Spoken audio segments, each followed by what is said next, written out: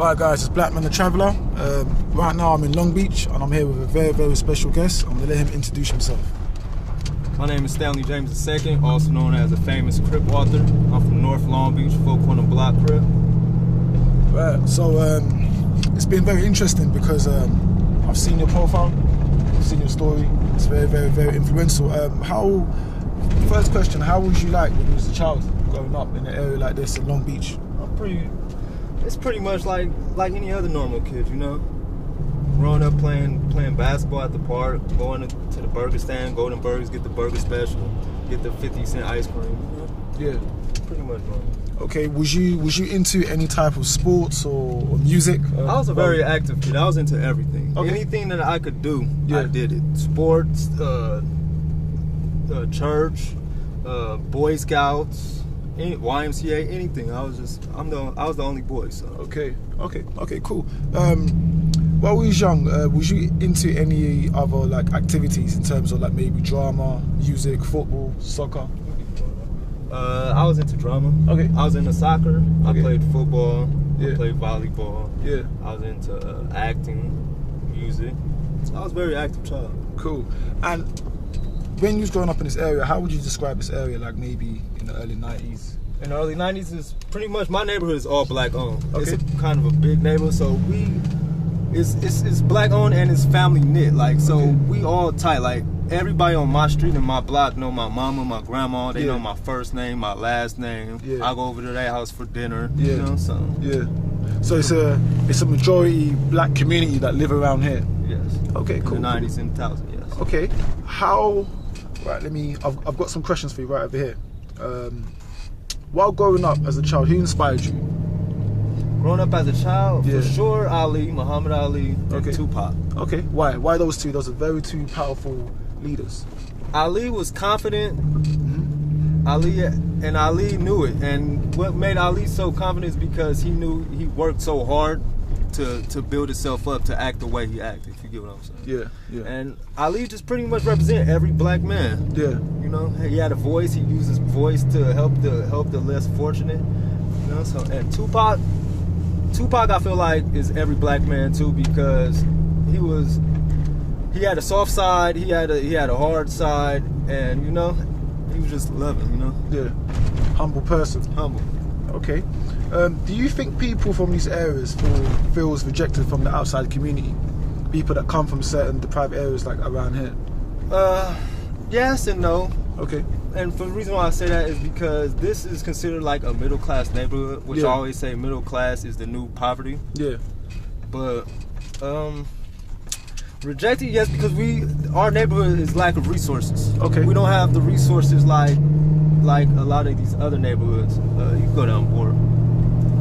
And I mean that, like, we don't have the after school programs, we don't have music programs, we don't have the city don't fund the Coolidge Triangle. But why what's the reason for that? Why do you think? Do you think it's because of the way the system's built for us type of people that come from this type of area? Right. Okay. If you'll notice, every black community got less resources than, you know. Yeah, than other different type of communities. So, and I was fortunate enough to go outside my neighborhood to get to experience those resources. I went to white schools. I experienced going out to Orange County, Huntington Beach. So, you know, I got pretty much both worlds. Okay, that's very, very cool. Right, the other question I've got for you, young brother, is right here, why did you become an author? And one of your biggest books was called... That's alright. I've got one question for you, bro. Why did you become an author? And one of your biggest books was called True to the Streets. That was published in August 2018 with a rival gang member. How did that manage to come up?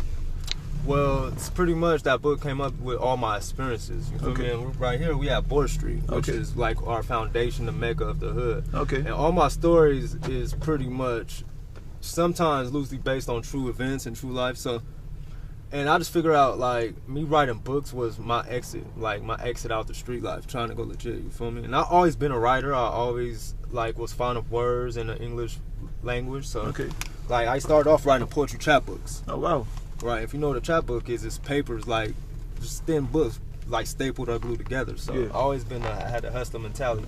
But the books, I want to go legit. I'm not a rapper. Like, I'm good in music, but I found out I couldn't rap. I couldn't play sports. But you could write. I could write. Okay. Everybody could write. Yeah. If niggas could write rap songs, niggas could write poetry. You know, you could write a whole story. You could write a fucking sitcom. You could write movies. Yeah. You feel me? It's just people don't see the longevity. Like they want it fast. Like in a rap, you could write a rap in 15, 10 minutes. That's true. But they don't want to sit down and understand the process of writing a book or writing a whole screenplay. You feel me? Define poetry to you. How would you define the word poetry? Because what you do, like you're writing a book, but you're telling real life stories that not certain, but a majority of people that can relate to you all around the world. What made you want to become an author? Because you could have done so many things, brother, while you was inside and while you came out. But why writing? Even though you had a passion, but you could have, you know. Well, when I wrote my first book, I was going through something, so I had a lot of time. You know, I had time on my hands, and I'm one of them type. I use my times wisely. So every day I'm just writing stories, and then after so many months, it all just came together. But I want to be an author, especially if you think about it and do your research in LA, Los Angeles. How many black authors, professional male? I've never heard. You're the first person I've ever heard. There's a couple. You got Walter Mosley. You got the Jay Jones, the Terry Jones. It's a couple, but our counterparts, like, we don't have enough for our counterparts like the East Coast and down south. It's a million authors. So in LA, the only time you really hear about these upcoming authors is either they dead already or in jail serving life. So I just like, damn, this is a whole new lane for me. You feel me? Like, ain't no one's really in my generation. You can't name too many authors that's on the streets professionally. You feel me? Writing books in my generation.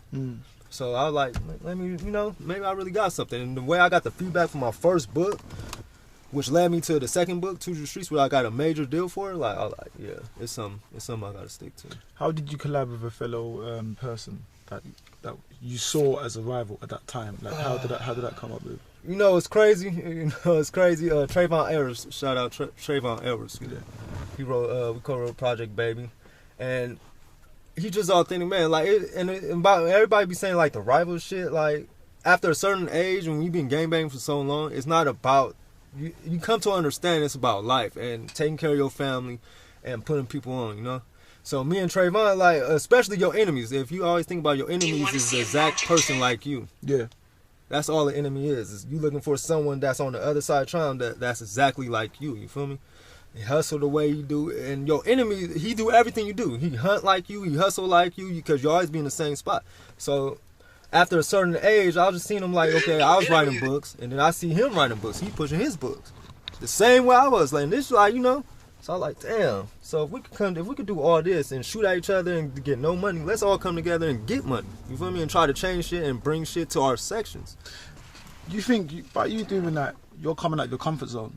Because you're networking with a person that you once saw that was your enemy. Totally. Because when we first came into it, we was on the pages. Is this like a setup, or like is you really trying to, like, you feel me, line me up and get me or something? And then we really had that mutual bond. It took months, damn near a couple years, to get that deal through. Because we was really like, what we really on. Like, we had to really see what we was really on. You feel me? So pretty much that's what it was. So I was like, man, I see you hustling your book, Money Mac Murders. Like, he's hustling that motherfucker like nothing. So I'm like, man, let me see what I can do with him. Let me just put him on. So, I think you going inside and then coming out, I think it's changed your whole perspective about life. As a young black brother. I tell everybody, my first time going to jail, I was in the 12th grade. The detectives came and got me from school, from Wilson High School. You feel me? The detectives came and got me. I'm in uniform. They took me to the men's jail, and the first person that was in the cell that with me was, I think he was like 90 years old, OG from Hoover, and he said he'd been in there since 74. Wow, 1974. Right. Whoa. He's an OG. This is my first time ever going to jail. Yeah. He said, boy, I've been here before you was even born, and I still got a whole lifetime to go. Yeah. This ain't what you want. Yeah. And as a 17, 18-year-old kid in school uniform, amongst you pray. Yeah. Amongst these grown ass men, you feel me? And for them to sit me in the cell with him, that fucked me up. Like, damn, you been here before I was even born? So I wouldn't even, and I got looking at 10 years type shit, so like, that shit fucked me up. Changed my whole mental, like. Change your perspective in life. Fast. Yeah. Fast. And a lot of these youngsters don't understand, like, It's cool to portray this gangster shit and like, but once you really sit in there when them cells gates locked, and they saying life plus 130, and you only 22, you only 18, 19, that shit gonna fuck you up mentally. You feel me? Then that's what it did. Changed me fast. I know I had a lot of shit to do. I didn't even touch $1 million. How could I sit down for life without even touching $1 million yet? That's just me. I haven't even went to Africa or Dubai yet. So how could I sit down for the rest of my life and I even did nothing off my checklist? Or even had no dreams? So I think us as people of color, we go through certain situations in life, and we have to go through certain situations to change and to better ourselves and also to better our community. I think I don't just see you as an author, brother. I see you as a leader, because you have a productions as well, right? And you're working with the younger generation, right? Right. How did that get into place? Mentors. I tell everybody that. I was a kid, like, I seeked mentor. Like, I always wanted to learn from the older OGs, you feel me? Not even just OGs from my set, just older people around the city that's doing different things. Not even in the gangbanging world. I just want that knowledge, you feel me? So having mentors really changed my perspective, and like, okay, there's really grown men out here that's in positions to help you change your life, that really want to see you win, you feel me? So, and a lot of, and I could say a lot of my generation, we don't go out to seek mentors. We have that fuck everybody, I'm gonna get it on my own mentality, or I'm gonna look lesser like a little bro or anything. And that's the fucked up part about it. Do you think that's because of where we come from in terms of our environment? Right. That's all we know. Right. But then for you to go for certain things, it's an eye opener. So it's open doors now. Once you get out your comfort zone and get out the neighborhood and really start experiencing. Yeah. Then that's what really opened your eyes. That's what it did for me. You feel me? I'm around people that's not worried about gangbanging or having to clutch the gun 24/7. Yeah. I'm around people that's talking about $1 million deals, house property, real estate, stocks. You're educating people. Shit that I grew up right here that these people don't know about. Yeah. All they know about is who's turning down the corner. Like, so. That shit really, you know, and I feel like it's always been my part to give back. Everything that I get, I want to give back. Nah, that's good, man. That's inspiring, bro. That's really inspiring. You're giving me a Nipsey Hussle type of vibes right now, you know. You know what's so crazy though? Yeah. Because Nipsey, like, before he died, we was in the talks, negotiations of having a book published. Okay. Like, if you do your research, like me and Nip, talked multiple times, and he's like. And he was a real pillar of that community, you feel me? And there's a Nipsey Hussle in every hood. Yeah. And it just takes the people around you and the true people that really want to come out and support. Come out, support, and to throw you out there, build you up, you feel me? Instead of keeping you tucked away. Yeah. So in terms of writing books, what's the next step, my brother? What's the vision? What's the vision? Like, what's the whole vision of you right now? Movies, books, movies, and music. Okay. I want to do my own production. Okay. I got a mixtape I'm dropping for my book. I got all the LA local LA local rappers on it. Yeah. An 8-song mixtape I'm trying to do. And then pretty much just turn all my books into movies, you know, Netflix series, whatever works. You know? Do you plan to work with certain authors that you would think? Yeah. I got my big bro, shout out my big bro, 𝗀𝗵𝗀𝗀. Big him up. If you know who he is, the famous author of the Cartel series. Okay. We just did a movie, Everything Is Both, in Dallas, Texas last year. We still negotiating the deals on that. It's Barton Fitzpatrick, the shy actor. Okay. Jason Mitchell from the Eazy-E from NWA. Yeah. We have Drip Culture. We have JJ Green. It's a cold studded cast. And that's why I tell about mentors, because he's my mentor, and like, he's the one that took me under his wing. Okay. So he's the one that really got me my first major big deal with True to the Streets. Big up to the person. So that's why I tell everybody there's nothing wrong with signing deals, and especially looking for mentors, because people that really want to see you win is going to set you up and put you in position to win. They'll guide you for the long term, you know. Right. I think just coming out of your comfort zone. Right. That's all it is. Once you get tired of a certain lifestyle and want something better, then that's when it clicks. And it just don't click for everybody at the same time, you know. Many people from these sort of areas wouldn't be a book writer, a leader, or a voice of the community. Why would you say that? Do you think it takes for certain people like you to come out of the comfort zone and step out and to maybe change the younger generation's perspective? Like, how would you define this generation now in LA? Would you say there's a lot of them that don't have leaders like you? Or correct. All the real leaders, the OGs, is either dead or in jail. Okay. And the leaders that we do got on the streets is outnumbered by the suckers. You probably have one or two, and everybody know they're gonna follow the money. So a lot of suckers with money.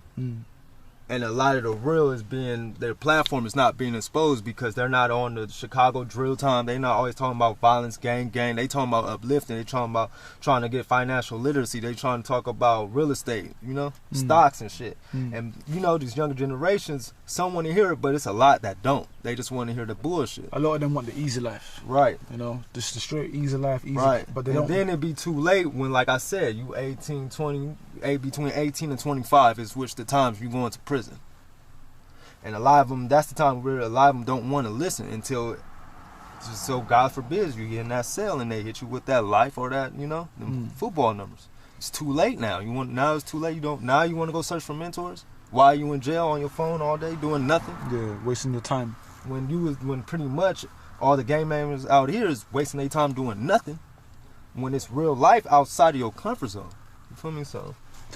Do you want to go internationally, Baba? Do you want to go to the UK or Europe? Do you have any plans to network? Because in terms of an African American, I got major love UK, Russia, China, Africa. That's where a majority of my supporters come from. Like I said, America is, on the outside looking in, everybody think America is the Hollywood, the land of... Hollywood is whatever you at, baby. Whatever you stand for. All you need is a camera. I done made damn near 100 bands just off this phone. That's all you need. So everybody think like, I got more supporters and more of my followings from international than the people than my own people here to support. So it's like, of course, and that's one of my bucket lists. I want to do an international book tour. Oh, that would be sick.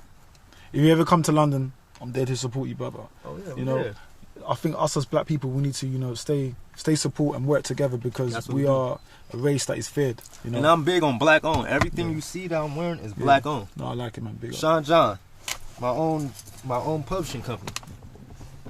I like Feel me? Yeah. My own shoes. No, I like that, bro. Everything I do, I support black owned. Yeah. So, you have some of your books over here. Can you please explain to me exactly the type of books that you have with you at the moment? So I got Project Baby, which is me and 𝗵𝗵𝗲𝗏 from 20 Crip. Okay. And this is one of the best sellers. This is doing numbers. And then I got, this is my other author I signed, James Soyle. He's an OG from Venice Shoreline Crip. Okay.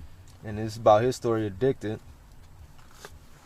This is the newest poetry book by 𝗵𝗵𝗲𝗏 I just recently signed. So I'm doing a lot of signing. Like, I got a major publishing company and we're doing numbers over here. And this is another poetry book, Thoughts from the Bottom, by my poet, Major Shepherd L. He's based out of Detroit, Michigan. Okay. So pretty much my goal is with my publishing company is to sign at least 1 or 2 authors from every state in America. Why is that? So when we hit the book tour, it's cracking. I'm on some cash money, no limit shit. And it's just not that. It's just everywhere I go, I'm home. So every city I touch, every state I touch, we work and I'm bringing revenue to the city. And you're connected with the people as well. And I tell everybody, it only take 50 niggas to change the world, to make a statement. And to build a foundation as well. To build a foundation. It only take 50 people. Yeah. So once you get that locked in, you a fish. You can't be stopped. That's true. So. Anyone that's watching this interview right now, especially people that are facing certain trials and tribulations like the younger generation, what motivation words would you give them, brother? Pray, patience, meditate, and sometimes you just have to sit in that room alone. That's worked for me. You have to get away from everything and everyone. And have some time to yourself. And have some time to yourself. And reevaluate Close life. that door. Yeah. That's the best I can say. Keep faith. Because every day when the sun shines, you got a new day. It's a new marathon, you feel me? No, I like that. Can't stay in yesterday night. True. The sun comes up in the morning. The next day is another opportunity to start chasing your vision instead of wasting time. I think I've met a lot of people, I've met a lot of people in the USA. One thing I realized about, especially people in the USA, you guys are very awake. A lot of people are very awake in America. You're very hospitable no matter where you come from. And I think it's a shame because, like, your story, I've never heard your story before. You know, now you're an author, you know, you own your own business. You know why you don't hear it? Why? Because America feeds off of ignorance. You're going to hear about people getting sued. You're going to hear about fighting. You're going to hear about people shooting. You're going to hear about politics. You would have to go find, you have to literally go dig up under a rock to hear about positivity in America. Especially being a black man. Yeah.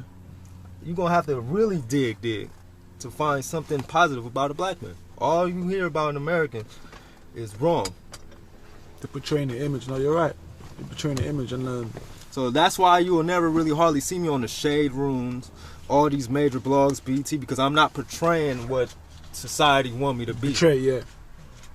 I'm not portraying that, because all Crips is not like 𝗵𝗵𝗃. Yeah. And no disrespect to 𝗵𝗵𝗃, yeah, but all Crips and what they call gang members is not always on go mode. A lot of these successful businesses and real estate property owners is gang members. They just went outside of their neighborhood to go get the resources and the education they need. True. But all they want, all the American media want is to portray is we're selling crack, we're out here shooting each other, we're out here fighting, we out here can't talk proper English, and that's why you will hardly see people like me until it's too late, like Nipsey. Feel me, son? I think I can see you going places, bro.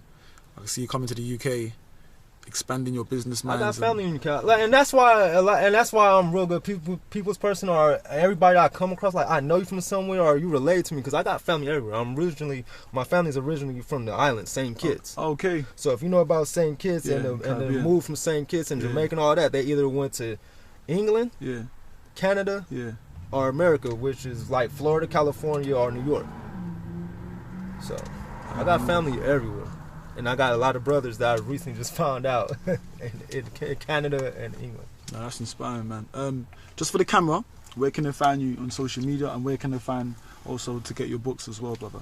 I got a YouTube channel, which I would love everybody to subscribe to, the Black Hollywood Crip Author. You can find me across social media on all platforms, Twitter at Crip Author or Stanley James II. And Instagram is RichCrip100. You can tap into that. I be getting my page took every fucking day, so I'm all over, you know. No problem. And the way they can find your books Amazon, I'm everywhere. Or you could go to my publishing company, my website, 𝗵𝗄𝗄𝗃 Publications. No problem. Thank you. I hope you guys have enjoyed this this podcast interview. The video might continue if you'll be walking around the neighborhood and just having a proper insight. But anyway, guys, check out his Instagram, check out his YouTube channel. You know, everything is black owned. You know, and it just shows that when you go to certain areas, not everyone is bad. So you can see that the brother here, he's changed his life, he's a business, you know, he's a visionary, he's a leader, he's a motivation speaker. So, and also he's an author as well. So that's very, very inspiring. And hopefully this interview has inspired people to change their perspective where people come from. And also this interview has also inspired you to become a successful person like him as well. There's nothing wrong. I tell every author, there's nothing wrong with signing deals. Everybody want to claim this independency. It takes a lot of money. It takes a lot of work. It takes a lot of time. And you're going to lose more than you actually going to win. Because everybody thinking this independency is just easy. There's nothing wrong with signing deals. Why not sign a deal that could change your life and put you into new places and new faces and new resources that could help you grow that, instead of being independent and being in the red for your whole career. So like I said, it's nothing wrong. Just, you know, and music and books is the same. It's the same, bro. It's all in the same house. Movies, books, and movies is all in the same house, just different rooms. So like a lot of people like, damn, I gotta rap or I gotta play basketball. There's other ways to make money. Yeah. You could be a lawyer. You could be an author. You could be a copywriter. You could be a you could write sitcoms. You could be a music writer. You could be a copywriter. There's so many other ways. So many other elements to make. You just have to get out your comfort zone and find the resources. Yeah, that's all talk. That's all talk. Right, guys. See you guys soon. Hope you guys have enjoyed, bro. Whereas kids, we used to get the burger special. We got London Market. You know, we made a lot of money at this store, for real. I done made down there over $250,000 between me and the crew. And we got, you know, the hood. This is the hood. This is where we grew up in, man. It ain't nothing to glorify. I done seen a lot of shootouts. I done seen a lot of drug dealing. We got the Long Beach Boulevard, which is famous for the prostitution. Okay. You feel me? So pretty much we got everything cracking out here. So there's a lot of prostitutes in Long Beach Boulevard. Right. What, from this day as well? From this day? Still right. From? Oh, okay. So this is the back streets of the neighborhood. This is some alleys. It ain't the back streets. We gonna hit the back streets. The areas are very, very massive around here. Right. We got long alleys.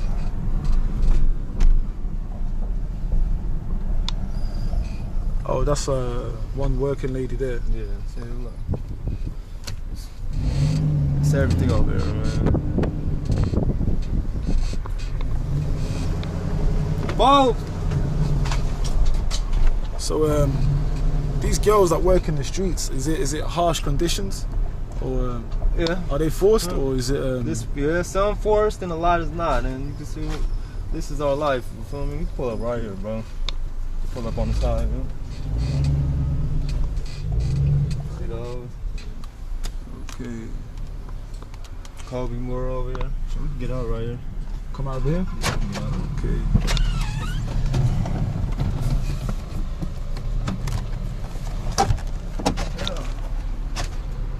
Oh, it's open? Yeah. Alright, walk around. What up, man? This ain't nothing to glorify over here, you know? Yeah. It's my dog right here, man. It's my big G homie, my big homie, man. Before I go too funny though, man. This ain't nothing to glorify, so when I write these stories, I'm just giving you the real. Yeah. Like, this is our life. So, I mean, the only way I can make it out is when I write these stories. So, like, this ain't nothing to glorify. I don't never want to glorify gang banging. This is the reason why we try to make it out, you know?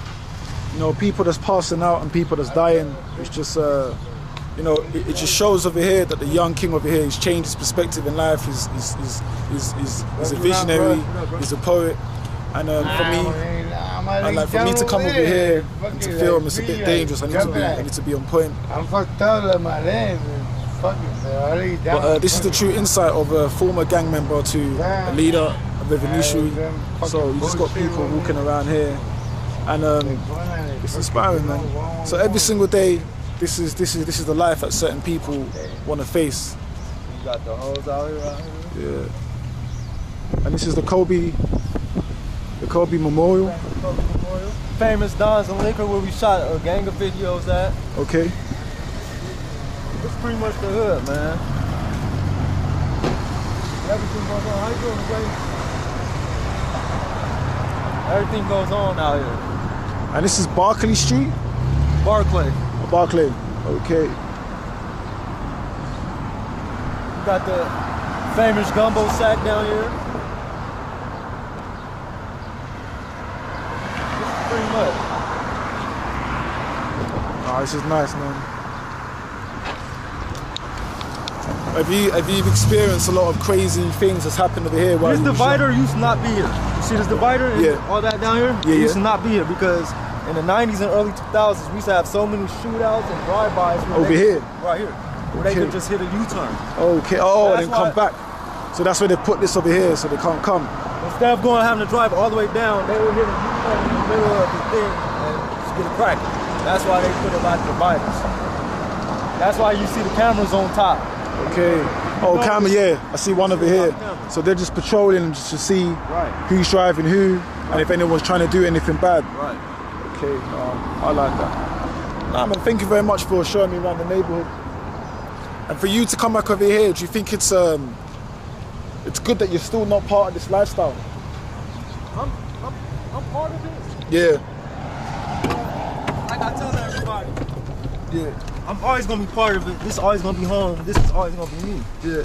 But there's a difference between being a gang banger and a gang member. That's true. That's true. That's true. So I hope you guys have actually seen an insight of the neighborhood, and obviously he was showing us, you know. And you go upward and go all the way down, hit Smash Street, and then. And he was showing us certain things. All this is black owned. All this is all black owned. All of these businesses, are black owned. Okay.